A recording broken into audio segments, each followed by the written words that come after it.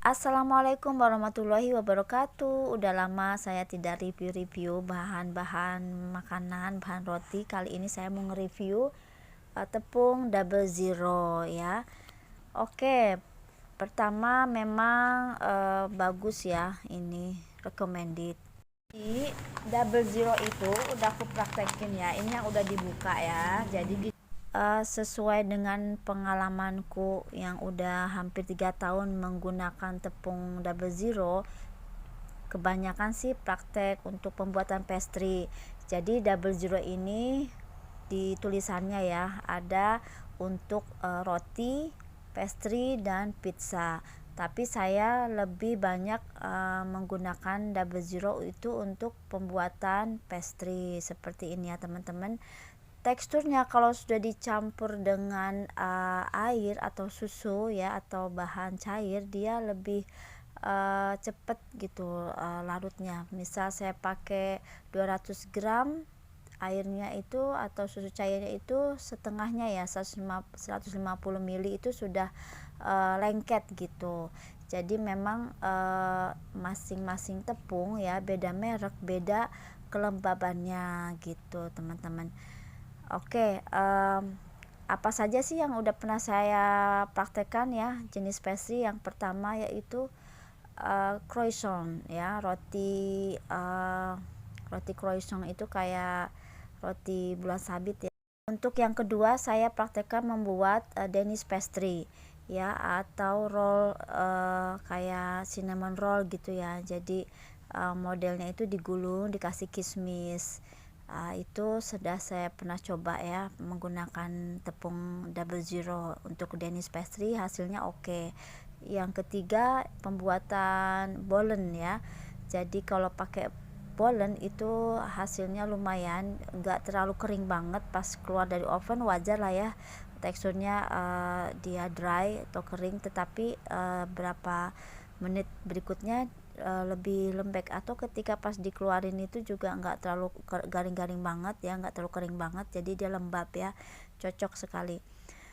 By the way, kalau hanya tergantung pada jenis tepung saja saya rasa tidak cukup ya, kita harus belajar teknik dan juga campuran bahan lainnya gitu. Sependek pengalaman saya ini, karena saya bukan ahli, bukan chef, hanya ibu rumah tangga yang suka hobi bikin makanan untuk keluarga, sehingga saya bercerita di sini.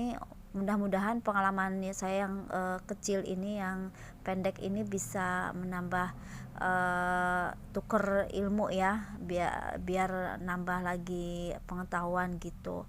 Jadi ilmunya hanya ilmu di dapur saja loh teman-teman. Hanya pengalaman yang jam terbangnya nggak banyak gitu.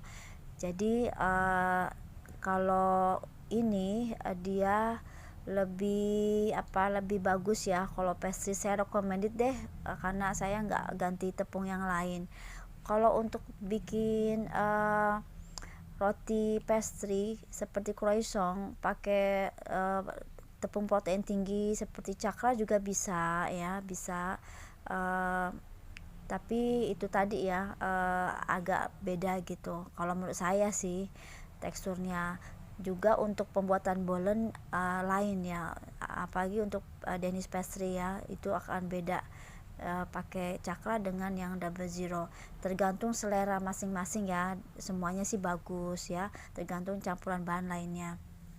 Saya cocok ya menggunakan ini. Tapi kalau untuk pizza dan roti seperti roti manis itu saya belum pernah coba. Next time saya pengen coba juga praktekkan pembuatan pizza menggunakan double zero dan roti-roti manis lainnya gitu. Selama ini hanya bikin itu saja, croissant, bolen, sama Danish pastry. Oke teman-teman, ini berikut saya kasih cuplikan videonya ya, roti yang pernah saya buat. Oke, ini hasil croissant dan Danish pastry ini yang saya pernah coba ya, dan roti pastry seperti ini ya teman-teman. Jadi itu emang ini untuk bekal anak ya, jadi memang nggak saya sempet videokan ya, karena beberapa yang udah diupload dan saya hapus, jadi baru sisa itu aja gitu. yang pernah saya buat. Jadi kalau untuk pengalaman buat croissant menggunakan double zero, saya pakai misal tepungnya itu 250 gram, berarti 1 gramnya itu kan 7 sendok makan ya, cembung. Enggak muncung ya, 1 sendok makan cembung. 7 sendok makan, 100 gram itu sekitar 7 sendok makan cembung. Kemudian kalau 250 sekitar kurang lebih 18-an lah ya, 18 atau 17 sendok makan. Dan saya pakai susu cair. Pembuatan roti antara air dengan susu cair itu rasanya beda dan teksturnya beda, lebih empuk pakai susu cair. Makanya biar modal agak tinggi dikit nggak apa-apalah, yang penting hasilnya tuh maksimal. Daripada ya selera sih ya, memang adanya air ya nggak apa-apa. Kadang saya juga suka campur susu kental manis pakai air aja, kalau memang stok lagi nggak ada susu cair ya pakai itu. Cuman tetap aja teman-teman, keempukannya itu berbeda dan rasanya tentu berbeda. Apalagi pernah saya coba pakai santan ya, pakai santan itu juga lain ya nih, pokoknya segala macam lah saya pernah coba. Tapi yang terbaik sih susu cair itu gitu. Susu cairnya kurang lebih 150 ml, dan raginya itu 1 sendok makan, bisa setengah sendok makan ya. Garamnya 1 sendok teh, kemudian kasih 1 butir telur, kemudian bisa kasih gula pasir selera ya, mau enggak juga nggak apa-apa, sekitar 2 sendok makan. Itu dicampur semua, dan juga setelah lengket ya, ini cepet lengket. Double zero itu kalau pembuatan pastry ya, croissant dengan takaran susu cair 150 ml itu dia cepat lengket ya. Ada kan kelembaban tepung itu beda-beda ya, ada yang 175 ml baru dia lengket di tangan, ada yang 150 udah lengket. Pokoknya takaran bahan cair dengan tepung itu hampir setengahnya gitu. Itu pengalaman saya ya. Nggak tahu kenapa seperti itu ya, saya bukan ahlinya, hanya pengalaman saja yang mungkin ahli tata boga yang bisa menjelaskan, dan chef tentunya ya. Jadi itu kemudian dicampur semua ya. Setelah lengket baru saya masukkan 2 sendok makan mentega, atau boleh juga tambahkan butter ya, lebih wangi lagi.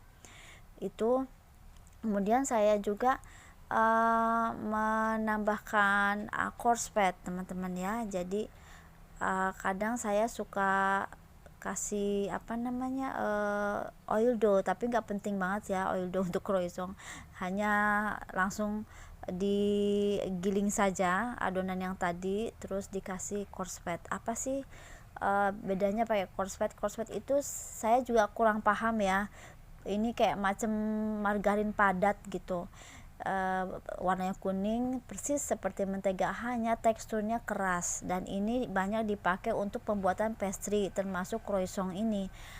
Kalau di luar ya, saya lihat di video-video orang luar negeri itu bikin kan dia cukup pakai butter aja gitu. Kalau di sini ibaratnya kan kalau buat croissant itu di suhu ruang, ini kan cuaca di negara kita kan bukan cuaca dingin ya, jadi kalau pakai butter dia akan pas digiling itu jadi melebar kemana-mana. Sedangkan coarse fat dia keras gitu, jadi cukuplah, sesuai lah dengan suhu di Indonesia ini yang suhu ruang hangat gitu. Jadi memang dan coarse fat itu juga bikin rotinya itu lebih berlapis-lapis, ngembang. Selain dibantu oleh ragi, coarse fat bikin teksturnya lebih berlapis-lapis menurut apa yang saya sudah buat ya gitu teman-teman. Dan itu sistemnya bisa 20 menit masuk kulkas atau chiller, keluar lagi, digiling, masukin lagi sejam atau bisa semalaman, terus digiling lagi, dan seperti itu ya prosesnya. Baru kemudian kita cetak ya, kita bung, jadilah croissant gitu. Saya pernah buat videonya tuh, ada di video yang pernah saya upload ya, untuk pembuatan croissant. Cuman ini hasil dari double zero terhadap pembuatan croissant itu memang pas lah menurut saya ya, cocok gitu. Jadi saya nggak pakai tepung yang lain, sementara yang saya tahu untuk pembuatan pastry ini ya double zero ini, karena ada bacaannya untuk pastry, maka saya belilah gitu teman-teman, dan pemakaian sudah hampir 3 tahun pakai ini gitu. Sebelumnya saya macam-macam pakai tepung ini tepung itu, akhirnya saya nemuin ini, ya udah saya pakai double zero gitu ya pengalaman saya. Dan hasilnya gimana? Hasilnya lumayan maksimal. Saya pernah nggak pakai semalaman ya, itu pas saya keluarkan dari oven, saya belah, hasilnya lumayan, dia berlapis-lapis dan juga kopong ya, seperti sarang madu gitu. Jadi menurut saya ya, sependek pengalaman saya yang masih harus banyak belajar sih sudah sempurna ya, tapi kalau menurut ahlinya sih mungkin belum ya gitu. Oke, yang kedua saya bikin bolen ya teman-teman, ini pakai tepung double zero. Hasilnya tuh lihat ya, nggak kering-kering banget, dia tuh empuk dan basah, khas dari kue ini, bolen, roti bolen yang dari Bandung itu kan dia nggak kering ya.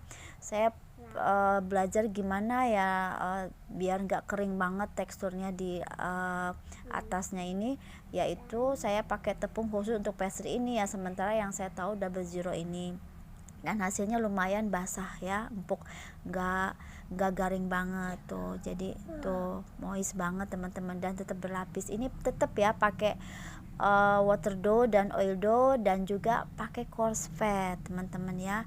Nggak apa-apa sih, tergantung selera, karena saya pengen maksimal banget, penasaran pengen sama kayak di aslinya Kartika Sari itu kan basah ya, cenderung bolennya itu nggak kering dan wangi ya, terutama pakai butter. Kalau saya kan pakai Blue Band biasa ya gitu, jadi memang selera, dan yang penting dapat teksturnya gitu.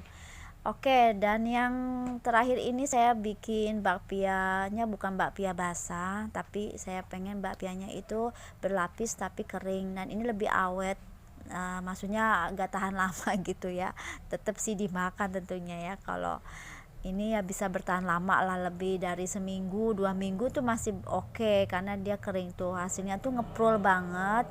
Ini sama water dough pakai double zero, oil dough-nya juga pakai double zero gitu ya.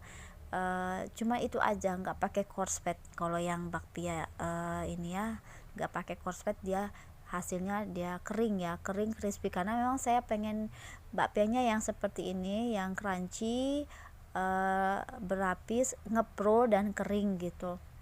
Kalau ada bakpia jenis lain kan itu namanya bakpia basah ya, jadi lebih kenyal gitu kan bakpianya. Ini saya versinya bikin yang lebih ke pastry, yang lebih ngepro, jadi itu dengan double zero lumayan lah gitu, dapet gitu yang saya inginkan. Oke teman-teman, terima kasih ya, semoga bermanfaat.